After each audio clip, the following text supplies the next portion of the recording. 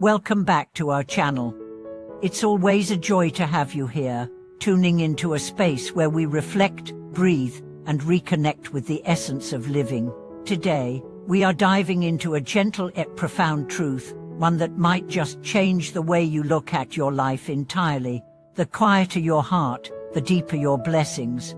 In a world filled with noise, pressure, deadlines, and never-ending competition, there lies a hidden treasure that few people actively pursue, a state of inner calm.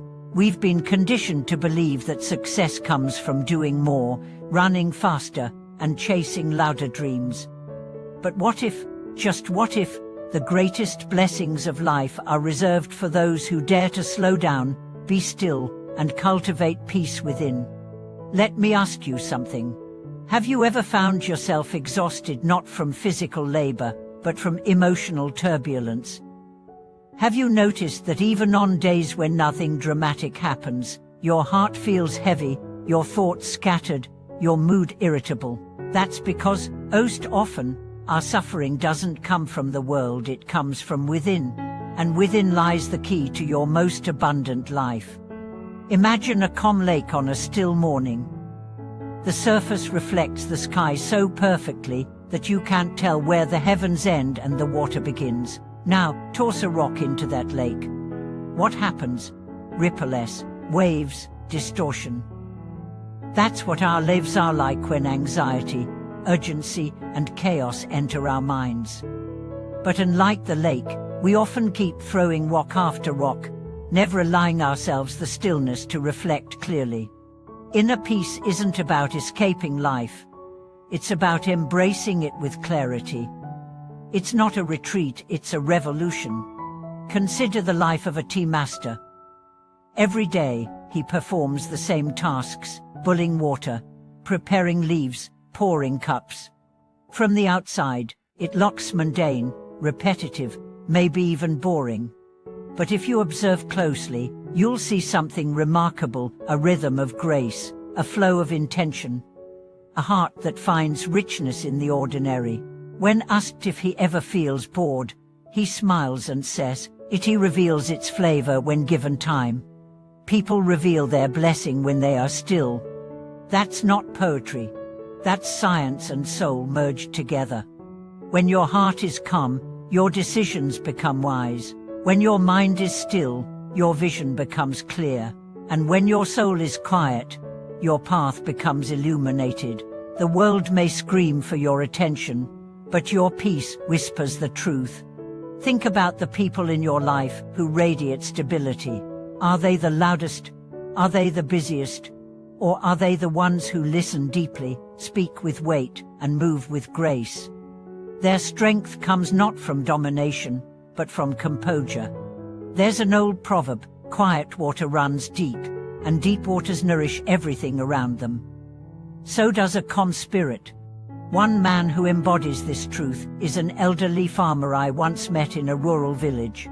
He had lost his wealth, his position, even his family in the chaos of economic shifts. But what struck me was not his loss, but his luminous peace. Every morning, he'd rise with the sun, read philosophy beneath a tree, water his plants, brew simple tea, and smile at life. I asked him, "How do you stay so calm after losing so much?" But he replied, "I didn't lose anything. I gained clarity. I now have time to live." That sentence lingered in my mind for years. He wasn't denying his pain, he was transforming it. That's what a quiet heart does. It turns wounds into wisdom. It turns emptiness into space. It turns loss into light. Let's go deeper. Why do anxious people suffer more, even when they have more? Because anxiety is an internal storm. It magnifies every bump, distorts every mirror, and drains every battery. An anxious mind can live in a palace and still feel caged. A calm mind can dwell in a hut and feel free. The difference is not in the circumstances, it's in the inner state. You might be thinking, "Sure, but I can't just turn off my thoughts." True, but you can train them. Just like muscles, your attention, your breathing, and your emotional patterns can be guided. You can choose where to direct your focus, and that changes everything.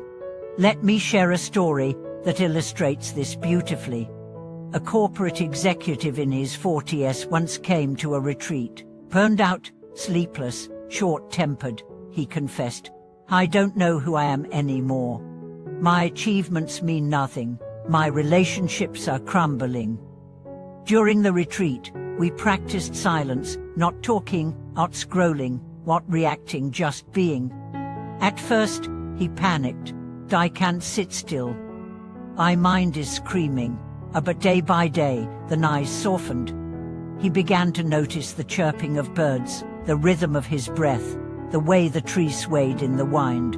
By the 5th day, he said something unforgettable. "The world didn't change. It did. And now, it feels like the world is hugging me." That's the transformation of inner stillness. It's not the absence of problems, it's the presence of spaciousness. And guess what? This isn't just spiritual talk. Neuroscience confirms it. When you practice mindfulness and calm the nervous system, your brain shifts from survival mode to creative mode. You become less reactive and more responsive, less chaotic and more creative, less fearful and more forgiving. You start living instead of just surviving. Let's turn to another story. A grandmother in her 70s who lost her husband and had limited contact with her children. She lived alone, yet she never seemed lonely. Her days were slow, but her smile was wide. Asked her once, "Don't you get sad?" She said, "Of course. But I don't get stuck. I allow the sadness to pass through, like wine through my window." A matey, write a letter, or talk to a bird. That's enough. How powerful is that? She didn't fight her emotions, she flowed with them. That's the wisdom of silence. That's the power of stillness. So what does this mean for you? It means you don't need to become a monk or move to the mountains to find peace. You can cultivate calm in the middle of a traffic jam, during a business meeting, while washing dishes. It's about presence, not perfection. Try this tomorrow morning. Before checking your phone, close your eyes for 3 breaths. Feel the inhale, feel the exhale. That's the door to your peace. Open it, enter it, and stay a while. Blessings don't come from doing more. They come from being more aware, more grounded, more centered. Let me close with this. If your life feels too loud, it's not a sign to do more. It's a call to be still. If your soul feels weary, it's not because you're weak, it's because you're disconnected. Reconnect, return, restore. Blessings follow those who walk with grace, and grace lives in quiet hearts. Thank you so much for watching this video. If this message touched something in you, if you felt seen or soothed or simply reminded to breathe, please subscribe to our channel. Give this video a thumbs up and share your thoughts in the comments.